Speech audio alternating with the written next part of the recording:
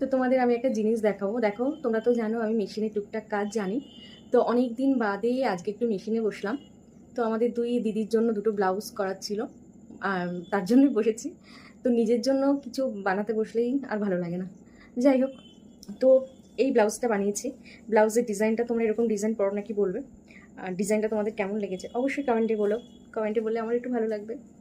এই যে ডিজাইনটা দিয়েছি, এরকম গোল শেপ। তোমরা বুঝতে পারছো না কি, বুঝতে পারছি না। এই যে ঠিক এরকম, পেছনটা পুরো গোল এরকম, আর হাতা যেমন থাকে গ্লাস হাতা।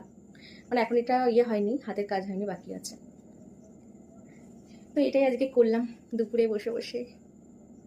দেখো, মানে পেছনটা এরকম হবে, আর এখানে একটা বাটন বসবে, সুন্দর একটা বাটন বসবে।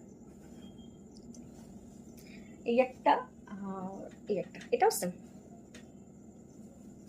এটাও সেম, এটাও এরকম গোল পেছনটা।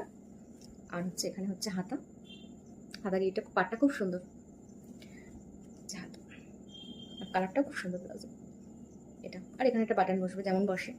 তো এরকম গোল শেপের ব্লাউজ কে কে পরো, মানে ডিজাইন ব্লাউজ কার কার পর অবশ্যই কমেন্টে জানি। আমি কোনো ডিজাইন ব্লাউজ পরি না, আমি নর্মাল পরার চেষ্টা করি, বেশ ভালো লাগে।